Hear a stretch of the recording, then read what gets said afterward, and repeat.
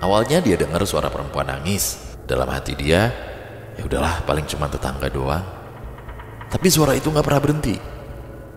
Pas dia mulai guyur mukanya dengan air dan sekat mukanya dengan tangan, dia melihat sosok wanita di pojokan kamar mandi dengan muka penyok bagian kanan kepala.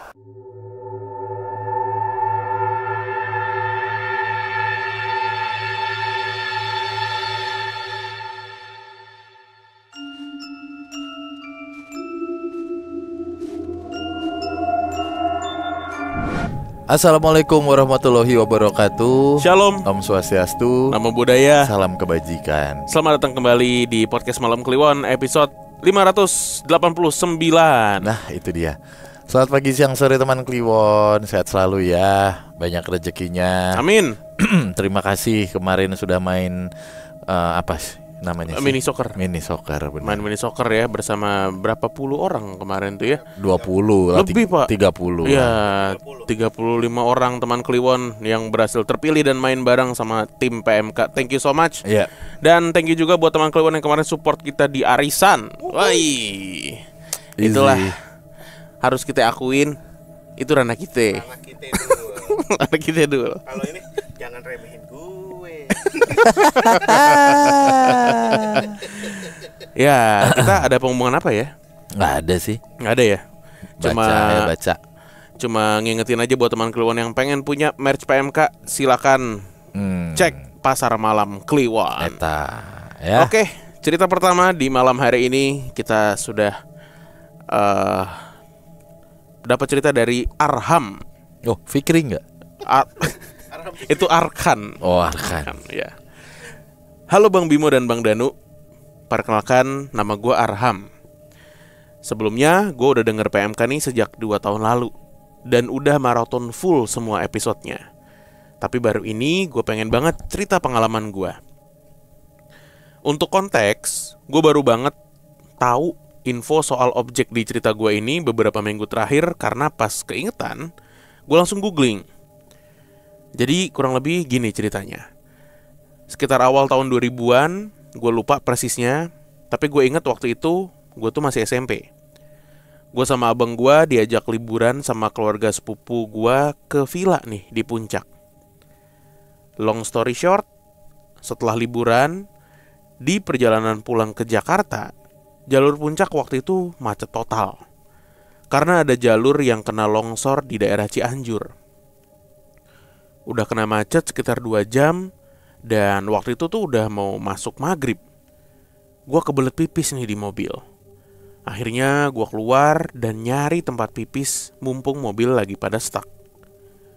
Di situ gue nemu pohon besar di dekat kebun teh, dan disitulah gue pipis. Setelah pipis, balik ke mobil. Gak tahu kenapa badan gue tuh tiba-tiba gak enak, demam. Dan akhirnya gue tidur sampai bangun-bangun tuh udah sampai di rumah. Gue dibangunin buat turun dan masuk ke rumah. Sementara om dan sepupu gue pulang ke rumahnya. Sampai rumah karena gue berasa badan nih gak enak banget, gue langsung masuk kamar dan berencana tidur. Karena berasa meriang, gue akhirnya selimutan. Sekitar 5 menitan merem, tiba-tiba dari bawah selimut tuh kayak ada sesuatu yang masuk. Berasa banget kayak ada sesuatu yang akhirnya ikutan masuk nih ke selimut gue. Di situ gue mulai takut dan rada panik. Sampai akhirnya objek ini tuh kayak udah ada di atas badan gue. Karena selimut gue berasa gak ngangkat ke atas gitu. Posisi gue masih merem, gue gak berani gerak sama sekali. Gak lama, sesuatu ini berasa banget kayak ada di depan muka gue. Kalau gue gambarin, posisinya tuh kayak posisi merangkak, dengan tangan dan kakinya tuh di kasur, dan mukanya di depan muka gue. Jadi dia bukan yang niban gitu ya. Saat gue ngerasa di depan muka gue kayak ada napas, dan kayaknya napasnya tuh pakai mulut. Di situ mulai kecium aroma kayak anyir, amis gitu. Berasa banget, deket banget kayak hampir nempel. Gue masih merem, gue takut gak bisa gerak. Sampai akhirnya gue teriak dengan nanya, "Siapa ini?" Gak lama makhluk itu jawab dengan mode berbisik tapi keras. "Begu Ganjang." Suaranya berat, kayak bergema di kamar gue. Sontak gue langsung bangun, panik, lari buka pintu kamar dan tanpa nengok-nengok lagi. Kebetulan bokap sama abang gue masih bangun waktu itu. Dia lagi nonton TV. Dia langsung nanya dan gue ceritain ke mereka. Terus bokap nenangin, baca-baca ayat kursi dan surat-surat pendek. Dia ke kamar gue, dia baca-baca lagi. Habis itu gue tidur di ruang TV sambil ditemenin abang dan bokap yang masih nonton. Jadi pas gue tidur dipindahin ke kamar lagi. Ceritanya selesai sampai situ bang. Gak ada apa-apa lagi. Cuma nama Begu Ganjang ini setelah sekarang gue inget dan gue googling. Nemu tuh bentukannya dan asal-usulnya. Dia makhluk gaib dalam kepercayaan masyarakat Batak Toba yang dipercaya berasal dari makhluk hidup atau lokasi tertentu. Begu Ganjang ini digambarkan sebagai sosok yang tinggi besar, hitam, dan wujudnya tidak kelihatan. Ini menurut informasi dari Google ya. Masalahnya, kenapa ada di rumah gua? Yang waktu itu rumah gua tuh di daerah Ciledug, Tangerang. Plus gue juga masih asumsi apakah itu makhluk ngikut dari waktu gue pipis di puncak. Kalau iya, juga kan puncak di Jawa Barat ya. Dan disclaimer, gue tuh gak lihat itu makhluk sama sekali. Karena emang merem aja posisinya selama kejadian. Mungkin abang-abang dan teman Kliwon ada yang paham nih. Terima kasih ya Bang Bimo dan Bang Danu, juga Bang Gibran. Semoga lancar terus rezekinya. Amin. Sempat ada bukunya ya ini ya. Sampai dibikin buku gitu kalau gak salah. Berapa kali kita nemu Begu Ganjang di PMK ya? Mungkin 2-3 kali ya. Nggak banyak sih. Nggak banyak. Siapa yang bikin waktu itu ya? Ferdi Riva, bener. Dokter ya dia. Oh, dokter Ferdi Riva. Iya. Iya. Iya, dia yang bikin tuh. Gue pernah baca kayaknya dah. Undang kali ya? Bener juga ya. Nanti gue kontak deh. Gue kan dulu kecil bareng. Apanya? Apanya bareng? Apa? Sunat. Dibuang gitu aja. Dilosin. Dilosin. Biar out. Tai banget. Biar dilempar arahan. Biar out. Kalau bola begitu ya. Gue kan dulu kecil bareng. Bareng. Bareng apaan? Dilosin. Biar arahan bisa ngelempar. Ya, Ferdi Riva Hamzah nih. Benar. Begu Ganjang tuh seganjang apa sih? Begu Ganjang tuh menggigil gak sih? Kok menggigil? Begu. Beku anjing. Iya. Tapi namanya tuh gak serem ya? Iya gak sih? Iya sih. Lucu tau namanya. Iya. Kalau nggak ngeliat bentuknya sih Mino pas denger gitu dulu. Iya. Kayak namanya lucu tau. Tapi kalau dilihat ya teman Kliwon sambil googling ya Begu Ganjang. Ini sambil serem. googling. Serem kalau bentukannya mah. Kita kan denger bunyinya ya. Kayak nama daerah kan juga ada beberapa yang lucu gitu kan. Tadi siang tuh. Jangan udah kalau begitu ceritanya Iya. Kayak iya. Parung Panjang kan lucu. Kampung gua. Ayo, Oke, let's go. Kita lanjut ya. Assalamualaikum Bang Bimo sama Bang Danu. Kenalin nama gue Martin. Gue mau cerita tentang pengalaman horor gue waktu gue masih duduk di bangku SMA. Jadi, semua bermula ketika gue sama saudara gue berdua ngontrak di salah satu kontrakan yang deket jaraknya sama sekolah. Alasan gue ngontrak di situ karena jarak rumah asli gue sama SMA gue itu jauh banget. Hampir kisaran 40 km. FYI, sebelum gue ngontrak di situ, gue pernah ngekos juga di salah satu kosan milik guru SMA gue. Tapi gak gue lanjutin karena gak betah sering diceramahin gara-gara pulang maghrib mulu. FYI lagi, guru SMA gue ini guru agama. Kita balik ke cerita. Kalau bisa gue gambarin, kontrakan ini terletak di sebuah gang. Tapi belakang kontrakan ini langsung membelakangi sawah. Ruangannya itu cuma ada 3 petak, jadi rada kecil gitulah. Ada dapur, kamar, sama kamar mandi doang. Jadi kalau orang masuk dari luar ke kontrakannya, itu tuh langsung ngeliat ke kamar. Singkat cerita, gue udah 3 hari tinggal di kontrakan itu bareng saudara gue. Biasanya gue sama saudara gue mandi jam 3 pagi karena udah kebiasaan. Waktu itu gue mandi lebih awal daripada saudara gue karena gue mau ngejar sholat subuh. Selesai mandi, gue bangunin tuh saudara gue. Gue bilang, "Doi, bangun doi, mandi, udah mau subuh." Dengan wajah ngantuk, saudara gue bangun sambil nyariin handuknya. Selama saudara gue mandi, gue sholat duluan biar bisa rebahan sebentar. Tapi ternyata gue kebablasan. Sampai akhirnya pas gue bangun lagi, saudara gue udah rapih dan ngajak berangkat sekolah. Akhirnya gue siap-siap dan berangkat naik motor berdua. Anehnya, selama di perjalanan, tumben banget dia diem gak kayak biasanya. Padahal seringnya dia suka ngajak ngobrol. Memasuki hari keempat, saudara gue ngajak buat ngontrak selama seminggu aja di situ. Gue yang heran, ya gue tanya nih alasannya kenapa ke dia. Tapi dia cuma jawabnya, enakan di kosan lama, banyak temen. Gue yang kurang srek sama jawaban itu cuma bisa bilang, ya udahlah, nanti kita obrolin dulu ke orang tua. Soalnya ini kan udah dibayar buat 1 bulan nih.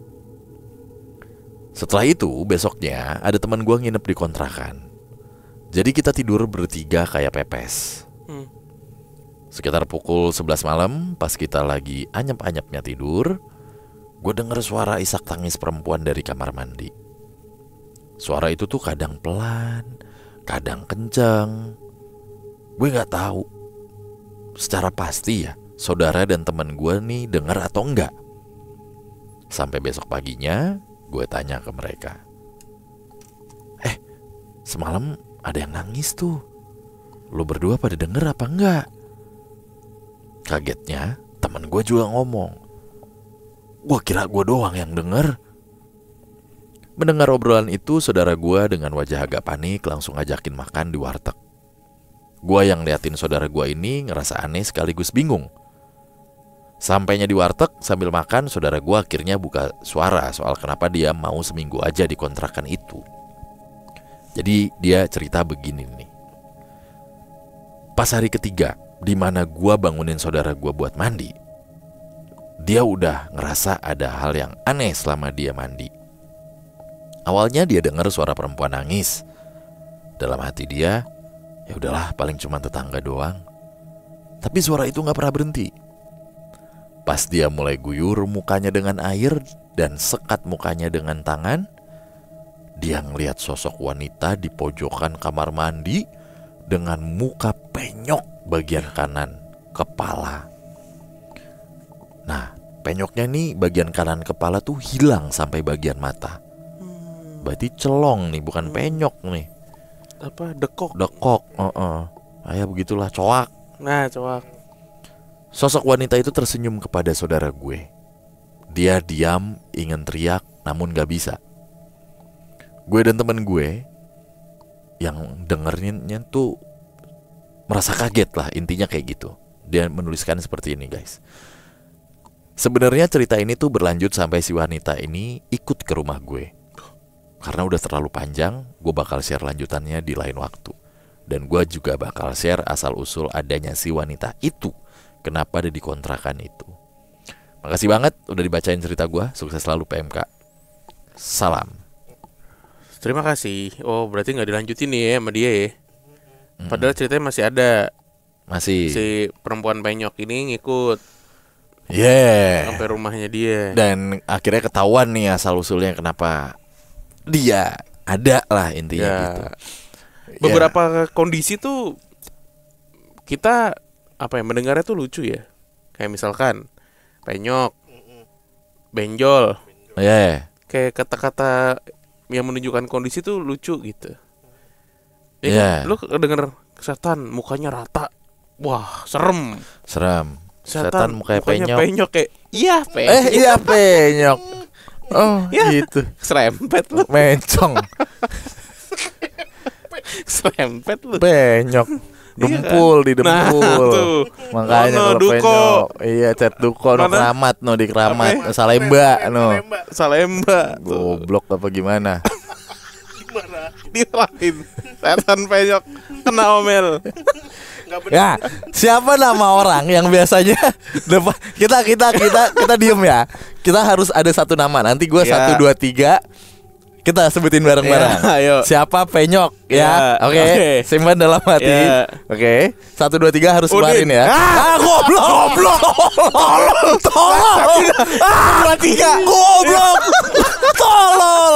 Itu kan jadi seru. Lagi 1 2 3. Gua keluarin. Setara aja. Belum diangkat benderanya. Main ngegas aja. Udah 1 2 3. Gak ada chemistry-nya. Tolol. Ntar lu rewind. Dia udah 1 2 3 gua Maksudnya gua ngomong. lagi ngejelasin 1 2 3 kita bareng. 1 2 3 dia ngegas. Itu kan kalau ditrek-trek kan gak jadi mulu tuh. Iya. Ya. Ulang terbalik. Aduh, goblok. Aduh, enggak jadi dah. Gak jadi serunya. Aduh, tolol dah. 1 2 3 Udin. Ah, belum. Salah saya. Aduh. Nah, itu buktinya kita tidak ini ya. Tidak ada setting-setting. 1 2 3 Udin. Main Udin lah. Tar dulu. Gak jadi deh. Gagal setupnya. Iya. Tolol. Gimana sih? Berarti ini salah satu cerita dengan setan yang gorpik yang ini ya. Jarang nih kita ngelihat setan-setan yang mukanya hancur begini nih. Paling kebakar ya, gosong ya. Kayak yang dinaikin Oh iya. gitu. Heeh. Yang cuplikan kismis. Kayak gitu-gitu Tiba-tiba tuh. berubah semua mukanya. Nah, tapi ada satu hal yang menarik dari cerita ini ya. Dari si Mas Martin ini. Doi, nah itu siapa sih biasanya kalau Doi itu siapa sih? Odoy. Hudson Odoi. Pacarnya itu waktu Iya, itu, iya. si Sani. Nah, si Mas Martin ini bilang ya punya kebiasaan yang cukup baik gitu. Bangun jam 3 pagi untuk langsung mandi. Nah, pas gua baca, ini jam 3 gue baru setup nih, baru selesai aktivitas. Iya juga. Lagi mau nyenyak-nyenyak. Jam 3 ya kan? Udah bangun aja deh. Jam 3 kita baru kelar acara nih. Abis gigs biasanya. Abis ada pentas. Iya, jam 3 biasanya kita lagi udah berat-berat gitu, Cil. Oh, iya. Udah materi terakhir yang kita tonton. Materi terakhir. Sampah. Lah, lihat e-learning, Oh, Bro. e-learning. Iya. Siap. Gak ada yang percaya tuh. Jam 3 pagi nonton e-learning. Iya, kayak nggak ada waktu lain. Iya, kayak gak ada siang. Siang kan bertani. Siang bertani, malam e-learning, Bro. Modern. Modern banget kehidupan. Aduh. Goblok. Oke. Ya, lanjut ya. Ya. Cerita berikutnya. Assalamualaikum warahmatullahi wabarakatuh. Halo abang-abang, sebut aja nama saya I. Usia saya 25 tahun. Saya akan bagi cerita saat saya kelas 4 SD, di mana saya baru pindah rumah dari suatu kontrakan di Margonda. Tepatnya di belakang sebuah bank ke suatu perumahan di bilangan Citayam, Pabuaran. Pasti banyak yang tahu kalau disebut nama perumahannya. Biasa disingkat perumahan PBL 1 dan PBL 2. Jadi ceritanya pada tahun 2004 tuh kalau nggak salah, bapak saya tuh beli rumah dari keluarga yang akan pindah ke Sukabumi. Rumah itu memiliki pohon jambu susu dan kolam ikan di bawah pohon jambu susu itu. Singkat cerita, kami sekeluarga pindah ke sana. Selang seminggu kemudian, karena bapakku kerja di Depok dan pulangnya seminggu sekali, saat itu bapak menyuruh ibu untuk mencari informasi untuk menghidupkan sambungan telepon rumah yang saat itu sudah diputus. Tujuannya untuk memberikan kabar dari tempat kerjanya ke rumah. Karena saat itu harga pulsa telepon ke telepon rumah tuh lumayan mahal ya.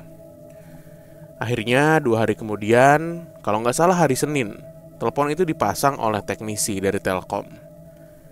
Singkat cerita, pemasangan dan instalasi itu selesai. Teknisi mencoba telepon tersebut normal-normal aja. Setelah konfirmasi ke ibuku bahwa teleponnya sudah selesai, teknisi tersebut pamit. Sore itu, ibuku penasaran dengan telepon baru dan nyuruh aku untuk coba ke wartel dan menelepon ke rumah. Sore itu sekitar jam 5:30 nih, sebelum maghrib. Aku sampai di wartel. Wartel atau wartel sih? Wartel apa wartel? Wartel, warung telepon. Sore itu sekitar jam 5:30, jelang maghrib, aku sampai di wartel. Aku masuk bilik wartelnya dan memencet nomor telepon rumah yang udah kucatat di kertas. Tut, tut, tut. Ketika telepon keangkat, aku kaget dengar suaranya. Halo, Assalamualaikum. Gimana bu, suara aku? Jelas nggak? Ibu tidak menjawab salam dan langsung bilang, halo, aku ada di sini. Dengan suara perempuan muda, dengan sedikit terengah suaranya, kayak suara apa ya? Pokoknya bukan suara ibu-ibu pada umumnya deh. Ini siapa? Halo, Assalamualaikum. Aku masih mencoba memastikan kalau yang kutelepon itu memang ibu. Suara itu hanya menjawab, iya, salam kenal ya, dan sampai ketemu suatu saat nanti. Dan dilanjut dengan suara ketawa. Ketawanya kayak ketawa suara mak lampir di film Indosiar zaman itu. Setelah itu telepon langsung mati. Terus aku panik dan gemeter. Ketika keluar bilik dan bayar billing teleponnya, ditanya sama abang wartelnya, kenapa dek? Kok gemeter? Sakit atau gimana? Mau dianterin pulang? Aku cuma bilang, gak apa-apa bang. Dan langsung ngasih uang ke penjaga wartel tersebut. Aku langsung ngibrit lari ke rumah yang jaraknya tuh lumayan jauh. Dan saat itu waktu sudah mendekati waktu maghrib. Sampai rumah saya malah ditanya sama ibu, kamu kemana? Kok gak jadi telepon? Penuh wartelnya? Atau uangnya kamu pakai jajan? Aku menjawab dengan gemeter dan sedikit mau nangis. Aku udah coba bu, cuma yang jawab bukan ibu, tapi suara perempuan yang aku gak tahu siapa. Dan dia bilang salam kenal dan sampai ketemu suatu hari nanti. Ibu langsung istighfar dan menenangkan aku.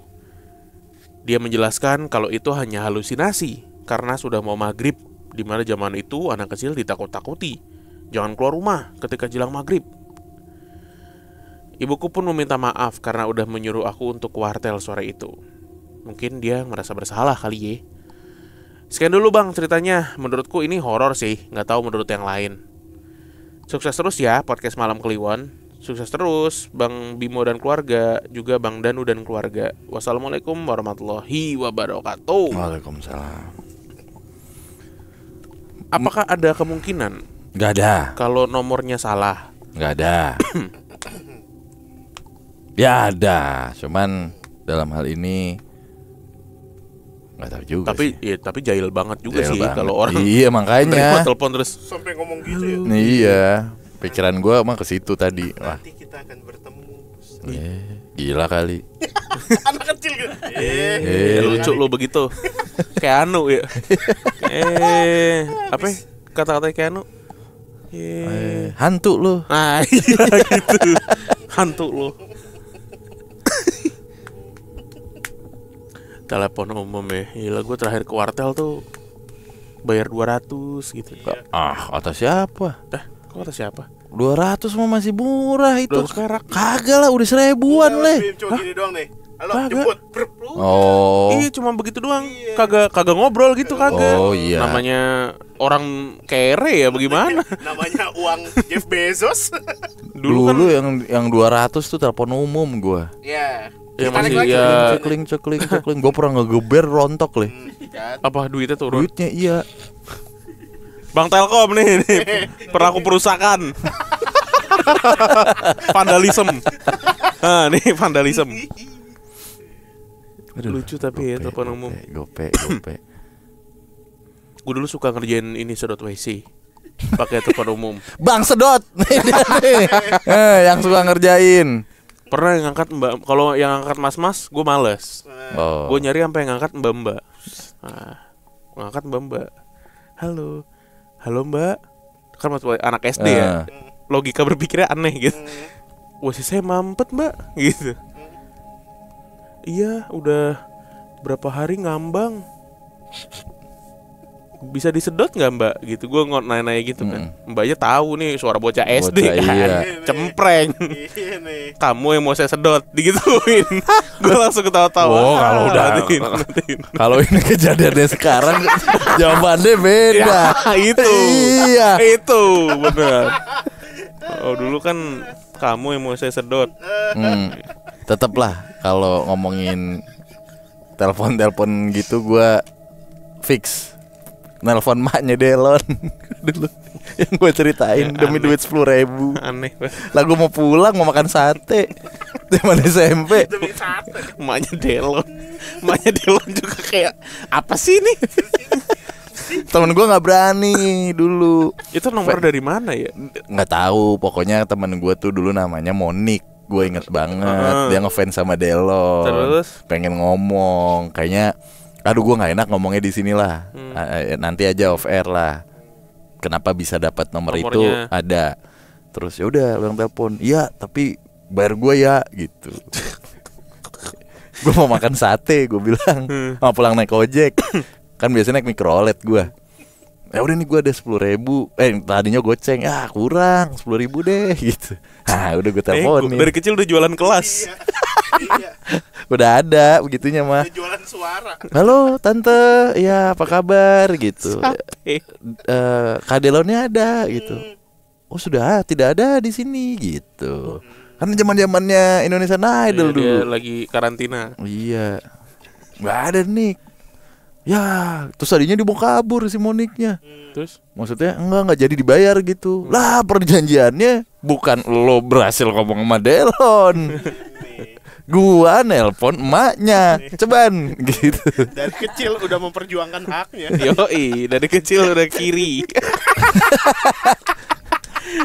Makan sate 5 biji, mail matusuk, lumayan. Berapa dulu 3.500 kali. Kapan lagi nelpon emaknya Delon? Iya.